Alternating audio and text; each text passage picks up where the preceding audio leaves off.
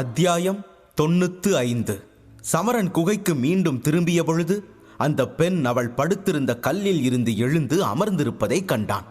சமரன் உள்ளே வருவதை பார்த்து புன்னகைத்தவள், நீங்க திரும்பி வந்துட்டீங்களா என்று சிரித்தபடி கேட்டாள். அந்த பெண்ணின் வார்த்தைகளை கேட்ட சமரன் சிரிக்க ஆரம்பித்தான். தன் முதுகில் இருந்த கனமான கருங்கல்லுடன் அந்த பெண்ணின் அருகில் சென்றான். பின் தனது மோதிரத்தில் இருந்து ஒரு சில மீன்களை வெளியே எடுத்தான். அவற்றை நெருப்பில் மூட்டியவன், இப்போ உங்களுக்கு பரவாயில்லையா, நீங்க நல்லா இருக்கீங்களா என்று விசாரித்தான். அவன் செய்வதை பார்த்த அந்த பெண் மெதுவாக தன் காலை ஊன்றி எழுந்து நின்று சமரனின் அருகில் வந்தாள். அவள் அருகில் வருவதற்கு முன்பே சமரன் அவளது வாசனையை உணர்ந்து கொண்டான். அவனது இதயம் வேகமாக துடிக்க ஆரம்பித்தது. அவள் நேராக சமரனின் அருகில் வந்து அவனை பார்த்தாள். என் உடம்புல இருக்கிற காயங்கள் ரொம்ப சின்னதுதான், ஆனா உண்மையான பிரச்சனை அந்த முத்திரை தான். அந்த முத்திரையிலிருந்து நான் மீண்டு வரதான் கொஞ்ச நாள் ஆகும் என்றாள் அவள்.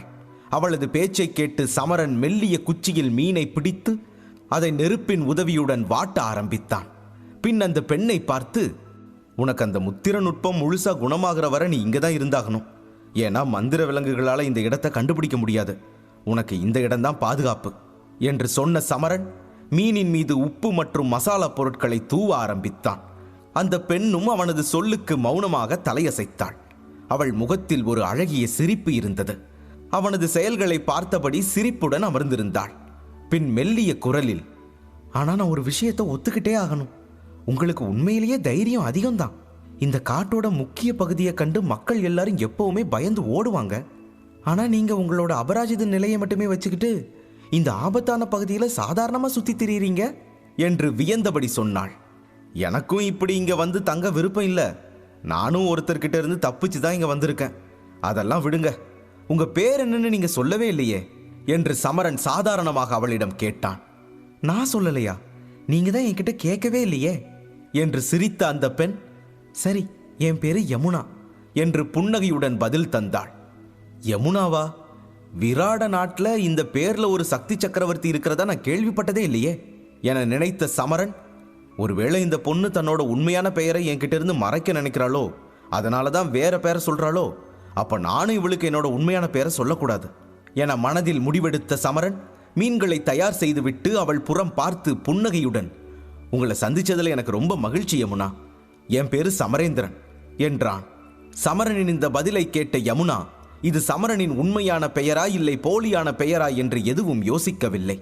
ஏனெனில் அவள் முத்திரையால் தாக்கப்பட்டு சாக இருந்த போதிலும் அபராஜித நிலையில் இருந்த சமரன் அவளை எந்த விதத்திலும் தொந்தரவு செய்யவில்லை. அதனால் அவனது பேச்சை யமுனா சந்தேகம் கொள்ளவில்லை. அவனால் தனக்கு ஆபத்து ஏற்படாது என நம்பினாள். அந்த சிறிய உரையாடல் அத்துடன் முடிய அதன் பிறகு குகையில் ஒரு விசித்திரமான அமைதி நிலவியது.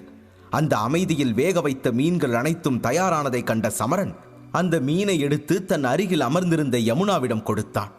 யமுனாவும் அமைதியாக தலையை அசைத்து அந்த மீனை சமரனின் கைகளில் இருந்து எடுத்துக்கொண்டாள். அதன் நறுமணத்தை ஆழ்ந்து உள்ளிழுத்தவள் அந்த மீனை கொஞ்சம் கொஞ்சமாக கடித்தாள். அவள் சாப்பிடுவதை பார்த்த சமரன் தான் சாப்பிடும் முறை நினைத்து கொஞ்சம் வெட்கப்பட்டான். அதே நேரம் அந்த பெண் சமரனையே பார்த்தபடி, நீங்க ஒரு மருத்துவரா என்று கேள்வி கேட்டாள். காரணம், அவனிடம் நிறைய மருந்து குடுவைகள் இருப்பதை யமுனா பார்த்திருந்தாள். மேலும் அவையெல்லாம் பழங்கால பாரம்பரிய மருத்துவர்கள் மட்டுமே வைத்திருக்கும் மருந்து குடுவைகள். அதை கண்ட யமுனாவால் இந்த கேள்வியை கேட்காமல் இருக்க முடியவில்லை. ஆனால் யமுனாவிற்கு தன்னை பற்றி உண்மை தெரிவதை சமரன் விரும்பவில்லை. அதனால் மீனை வாயில் திணித்தபடி, இல்ல நான் மருத்துவர்லாம் இல்லை என்று தலையாட்டினான். ஆனால் அவனது வார்த்தைகளை கேட்ட யமுனா உடனடியாக தன் தலையை ஆட்டி அந்த பச்சை நிற குடுவைகளுக்கு பின்னால் இருக்கும் ரகசியம் தனக்கு தெரியும் என சுட்டிக்காட்டினாள். மேலும் கேள்வி கேட்கும் பொழுது அவள் கண்களில் தெரிந்த பிரகாசம் அவனது பதிலால் கிட்டத்தட்ட மறைந்திருந்தது. காரணம், பாரம்பரிய மருத்துவருக்கும் சாதாரண மருத்துவருக்கும் உள்ள வித்தியாசம் அனைவராலும் நன்றாக புரிந்து கொள்ள முடியும். சரி, எனக்கு தெரிஞ்ச ஒரு மருத்துவர் நண்பர் இருக்காரு. நீங்க விரும்புனீங்கன்னா இந்த வேலை முடிஞ்சதுக்கு அப்புறம் நான் உங்களை அவர்கிட்ட அறிமுகப்படுத்துறேன். அவர்கிட்ட நீங்க பேசலாம் என்று யமுனா புன்னகையுடன் சொன்னாள். அதை கேட்ட சமரன் அந்த பெண்ணை பார்த்து ஆச்சரியப்பட்டான். பின் தலையை அசைத்து மறுத்தான். இல்ல நன்றி யமுனா, ஏன்னா எனக்கு ஏற்கனவே ஒரு குரு இருக்காங்க. அதனால தான் நான் உங்க நண்பரை சந்திக்க முடியும். ஆனா நான் என் ஆசிரியர்கிட்டயே எல்லாத்தையும் கத்துக்கிறேனே என்று கூறினான். சமரன் இப்படி மறுப்பது யமுனாவுக்கு பிடிக்கவில்லை. அதனால் அவளுடைய அழகான முகத்தில் ஒரு விசித்திரமான தோற்றம் தோன்றியது. ஏனென்றால் இதுவரை அவள் யாரையாவது அறிமுகப்படுத்துவதாக சொன்னால் யாரும் அவளிடம் மறுத்ததில்லை. அவளின் வாய்ப்பை ஒருவன் நிராகரிப்பது இதுவே முதல் முறை. நான் உன்னை அறிமுகப்படுத்த நினைக்கிறது எதுக்காகன்னு தெரியுமா என்று தனக்குள் நினைத்த யமுனா சமரனிடம் எதுவும் சொல்லாமல் தலையை மட்டும் அசைத்தாள். சமரன் மிகவும் பசியுடன் இருந்ததால் ஒரு முழு மீனையும் ஒரே வாயில் சாப்பிட்டு விட்டான். இரண்டாவது மீனை சாப்பிட எடுத்தவன் யமுனாவை பார்த்து, ஆமா, இதுக்கப்புறம் அந்த பறக்கும் மாயசிங்கத்தோட நீங்க திரும்பவும் சண்டை போடுவீங்களா என்று கேட்க அந்த கேள்வியில் சற்று சங்கடமாக உணர்ந்தாள் யமுனா. பிறகு பெருமூச்சு விட்டபடி, ஆமா, ஏன்னா எனக்கு அந்த ஊதா நிற படியும் கண்டிப்பா தேவை என்று ஒத்துக்கொண்டாள். அதற்கு மேல் சமரன் எதுவும் பேசவில்லை. அவன் இருவருக்கும் இடையே நடந்த சண்டையை பார்த்திருந்தான். அதன் பிறகும் அந்த வலிமை மிக்க பறக்கும் மாயசிங்கத்திற்கு எதிராக யமுனாவால் வெற்றி பெற முடியும் என அவனுக்கு தோன்றவில்லை. அவனது மனதில் என்ன இருக்கிறது என அவனின் முகத்தை பார்த்து யமுனாவால் புரிந்து கொள்ள முடிந்தது. தான் மந்திர சிங்கத்தை விட பலவீனமானவள் என சமரன் நினைப்பதை அவள் புரிந்து கொண்டாள். அந்த தவறான எண்ணத்தை மாற்ற நினைத்த யமுனா, உங்களுக்கு விஷயம் தெரியாது, ஏன்னா அந்த மந்திர சிங்கத்துக்கும் என்னோட சக்திக்கும் இடையில அதிக வித்தியாசம் இல்லை. அந்த சிங்கத்துக்கு இந்த மாதிரி முத்திரை நுட்பம் எதுவும் தெரியும்னு நான் எதிர்பார்க்கல. அதனாலதான் நான் இப்ப இந்த நிலையில இருக்கேன். ஆனா அடுத்த முறை அதோட இந்த தாக்குதலுக்கு நான் தயாராயிடுவேன். அது மட்டும் இல்ல, என்னோட புயல் காற்று நுட்பத்தால அந்த சிங்கத்தை நான் தாக்குவேன். திரும்பவும் அந்த மந்திர மிருகத்து கூட நான் சண்டை போட்டா நான் நிச்சயமா தோக்க மாட்டேன் என்று யமுனா தனது உறுதியான குரலில் நம்பிக்கையாக சொன்னாள். அவள் சொல்வதை கேட்ட சமரனும் தலையசைத்து அதை ஒத்துக்கொண்டான். உங்க புயல் காற்று நுட்பம் ரொம்ப சக்தி வாய்ந்ததுதான், நான் அதை மறுக்கவே மாட்டேன். ஏன்னா அதிலிருந்து வெளிப்பட்ட சக்தி அந்த மந்திர பறக்கும் சிங்கத்தோட கொம்பையே 2 துண்டா உடைச்சிடுச்சே என்றான் சமரன். இதை கேட்ட யமுனா லேசாக புன்னகைத்தாள். ஆனால் யமுனாவின் மனதில் நம்பிக்கையை விதைப்பதற்காக மட்டுமே சமரன் இதை சொல்லியிருந்தான்.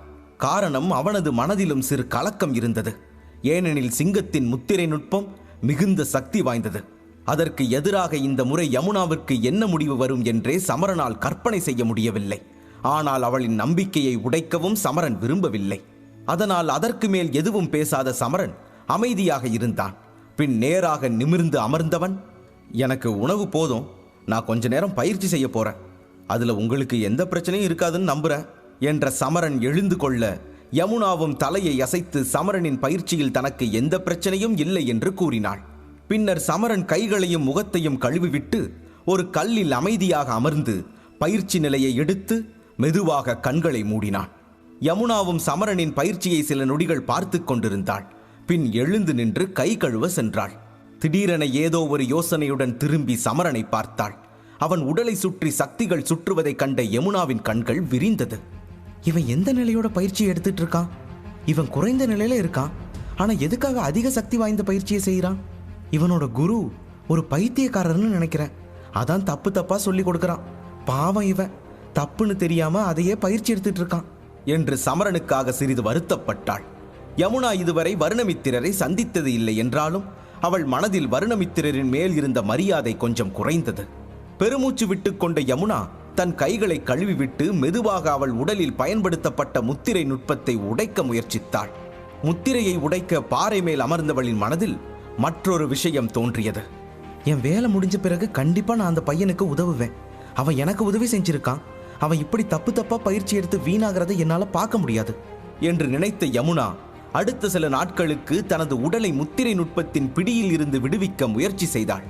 மேலும் சமரனும் அவ்வப்போது அவள் உடல்நிலையை நன்றாக கவனித்துக் கொண்டதால் அவர்கள் இருவருமே நல்ல நட்பை வளர்த்து கொண்டனர். மறுபுறம் முத்திரையால் தன் உடலை முழுமையாக கட்டுப்படுத்த முடியாமல் திணறினாள் யமுனா. அதனால் அவளது சக்திகள் சிறிது குறைந்திருந்தது. அதை புரிந்து கொண்ட சமரனும் யமுனாவிடம் வெளிப்படையாக பேச ஆரம்பித்தான். இந்த குகை வாழ்க்கை இப்படியே அமைதியாக சென்றது. ஆனால் 2 நாட்களுக்கு பிறகு திடீரென்று ஓநாய் ஊளையிட்ட சத்தம் அவர்களுக்கு கேட்டது. சமரனும் யமுனாவும் தங்கள் மதிய உணவை சாப்பிட்டு முடித்த போது இந்த சம்பவம் நடந்தது. அந்த ஓநாய் சத்தத்தை கேட்ட சமரனின் முகத்தின் நிறம் மாறியது. குகையின் அருகில் இருந்துதான் இந்த சத்தம் வருகிறது என்பதை புரிந்து கொண்டான் சமரன். அதனால் உடனே எழுந்து நின்று ஏதோ யோசித்தான். கோபக் கண்களால் யமுனாவை பார்த்து, தெரிஞ்சிருச்சு, எப்படி மாட்டணும், நீ என்ன பண்ண என்று அவளிடம் கேட்டான். சமரனின் மனதின் குதிரையின் வேகத்தில் எண்ணங்கள் மிக வேகமாக ஓடிக்கொண்டிருந்தன. ஏனெனில் குகைக்கு அருகில் அந்த பொடியை தூவுவதை தவிர குகையை விட்டு வெளியே வரும்போது கூட சமரன் அந்த பொடியை தனது உடலில் தடவிக்கொள்வான். அதனால் அவனைத் தொடர்ந்து மிருகங்கள் வந்திருக்க வாய்ப்பே கிடையாது. அதனால் தான் இந்த அலட்சியத்திற்கு யமுனா காரணமா என்று சந்தேகப்பட்டு அவளை கேட்டான். யமுனாவின் பதட்டமான முகத்தை பார்த்தவுடனே சமரனுக்கு விஷயம் என்னவென்று புரிந்துவிட்டது. ஆனால் இன்னும் தன் சந்தேகத்தை உறுதிப்படுத்திக் கொள்ள, இன்னைக்கு குகையை விட்டு வெளியே போனீங்களா என்று கேட்டான். சமரனின் இந்த கேள்விகளும் அவனது பதட்டமான முகத்தையும் கண்ட யமுனாவின் முகம் வெட்கத்தால் சிவந்தது. அவள் சற்று தயக்கத்துடன் சமரனை பார்த்தாள். நான் உண்மையில உங்ககிட்ட உண்மையை சொல்லிடுறேன். அதாவது நான் வெளியே போனேன். நான் குளிக்கிறதுக்காக இந்த குகையை விட்டு வெளியே போனேன் என்று சங்கடமான குரலில் யமுனா சொல்ல, சமரன் தன் நெற்றியில் பலமாக அடித்துக் கொண்டான். கடவுளே, இந்த பொண்ணு என்னை கொன்னுட்டு தான் என் பேச்சை கேட்பான்னு நான் நினைக்கிறேன் என்று யமுனாவின் காதில் விழுமாறு சமரன் முணுமுணுக்க, தான் அவனுக்கு அதிகமாகவே தொல்லை தருகிறோம் என புரிந்து கொண்ட யமுனா வருத்தத்துடன் சமரனை பார்த்தாள். அவன் முதுகில் தொங்கிய கருங்கல்லை இறுக பற்றி கொண்டு பல்லை கடித்து யமுனாவை பார்த்தான். நான் சொல்றத கவனமா கேளு. இப்ப நாம உண்மையிலேயே பெரிய சிக்கல்ல மாட்டியிருக்கோம். இது ஒன்றும் விளையாட்டு இல்ல. என்ன நடந்தாலும் நீ இங்கிருந்து வெளியே வரக்கூடாது. நான் வெளியே போய் அந்த மாய விலங்கின் கவனத்தை குகையிலிருந்து திசை திருப்புறேன். நீ அமைதியா இங்கேயே இரு என்று சொன்ன சமரன் அங்கிருந்து வெளியே செல்லத் தொடங்கினான். இப்போது நடப்பது அனைத்தும் தன் தவறுதான் என்று யமுனா உணர்ந்திருந்தாள். அதை அவளே சரி செய்ய நினைத்தாள். அதனால் வெளியே செல்ல போன சமரனை நிறுத்தியவள், நான் வெளியே போன இது எல்லாம் முடிஞ்சிடும் என்றாள். அவள் இப்படி சொன்னதற்கு காரணம் இருந்தது. முதலில் இதை அவள் தன் தவறு என நினைத்தாள். அடுத்தது சமரனை விட அவள் தன்னை வலிமையாக நினைத்தாள். அதனால் தனக்காக அவன் ஆபத்தில் மாட்டுவதை அவள் விரும்பவில்லை. ஆனால் சமரன் அவளின் பேச்சை கேட்க தயாராக இல்லை. அதனால் வலிமையையும் வயதையும் ஒதுக்கி யமுனாவை கடிந்து கொண்டான். நீங்க எங்கேயும் வர வேணாம், இங்கேயே அமைதியா இருங்க, இல்லைன்னா மற்ற மாய விலங்குகளும் உங்களால என்ன பின்தொடரும் என்று சமரன் திட்ட, யமுனா பதட்டமானாள். அவனை பார்த்து கொஞ்சம் பயந்தாள். மேலும் சமரன் தன்னை இப்படி திட்டுவதை பார்த்ததும் என்ன நடக்கிறது என்றே அவளுக்கு புரியவில்லை. ஒரு அபராஜிதன் சக்தி சக்கரவர்த்தியை இப்போ திட்டினானா என்று யோசித்த யமுனாவின் முகம் ஆச்சரியத்தில் நிறைந்தது. தயவு செஞ்சு குகையை விட்டு வெளியே வராதீங்க, இல்லைன்னா நாம 2 பேரும் கொல்லப்படுவோம் என்று கத்திய சமரன் தனக்கு எதிரில் நிற்பது யார் என்று சிறிதும் கவலைப்படவில்லை. அதனால் திட்டியவன் உடனே குகைக்கு வெளியே செல்ல ஆரம்பித்தான். ஆனால் யமுனா இன்னும் அதிர்ச்சியுடன் சமரனை பார்த்தபடியே நின்றாள். அவன் ஏன் தன்னை திட்டினான் என புரிந்து கொள்ள முயன்றாள். பின் கோபத்தில் தன் கால்களை தரையில் வேகமாக உதைத்தவள், இத்தனோண்டு வயசுல என்கிட்ட இப்படி பேச அவனுக்கு எவ்வளவு தைரியம் இருக்கணும்? நான் அவனுக்கு உதவி செய்ய நினைச்சேன், ஆனா நான் அவனுக்கு தொல்லை செய்யறேன்னு சொல்றான். அவ்வளவுதான், இனி நான் அவனுக்கு பயிற்சியில உதவ போறதில்ல. அவன் அந்த பைத்தியக்கார அரைகுறை ஆசிரியர்கிட்டயே கத்துக்கட்டும் என தன் போக்கில் மனதுக்குள் சமரனையும் வர்ணமித்திரரையும் அவள் திட்டினாலும் சமரனின் எச்சரிக்கைப்படியே குகைக்குள் இருந்தாள். மேலும் மந்திர விலங்குகள் தன்னை பற்றி அறிந்து கொள்ளக்கூடாது என்றும் மனதிற்குள் கவலைப்பட்டாள். சமரன் சென்ற சிறிது நேரம் கழித்து மீண்டும் ஓநாய்களின் அலறல் சத்தம் யமுனாவிற்கு கேட்டது. இந்த முறை அந்த சத்தம் நெருக்கமாக கேட்டது. மேலும் நேரமாகியும் சமரன் இன்னும் திரும்பி வராதது அவளை கவலையடைய செய்தது. இன்னும் சற்று நேரம் கடக்க இறுதியாக யமுனாவின் பொறுமை உடைந்தது. அவள் கோபத்துடன் உரையிலிருந்து நீண்ட வாளை எடுத்தாள்.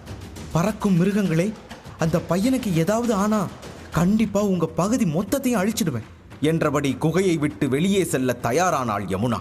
ஆனால் திடீரென குகை வாசலில் ஒரு மனித நிழல் தெரிய அந்த நிழலை பார்த்த யமுனா மகிழ்ச்சியுடன் அவனிடம் ஓடினாள். சமரேந்திரா, நீ நல்லா இருக்கியா? உனக்கு ஒன்னும் இல்லையே என்று படபடப்புடன் அவள் கேட்க தலையசைத்த சமரன், நான் திரும்ப ஒரு தடவை உங்களை கெஞ்சி கேட்டுக்கிறேன், இனி ஒரு முறை கூட இந்த குகையை விட்டு வெளியே போகாதீங்க. திரும்ப ஏதாவது மாய மிருகம் வந்தால் நான் சாகிறது உறுதி என்று மிகுந்த சோர்வாக சொன்னான். அவனது உடல் முழுவதும் மாயாஜால மிருகங்களின் இரத்தம் படிந்திருந்தது.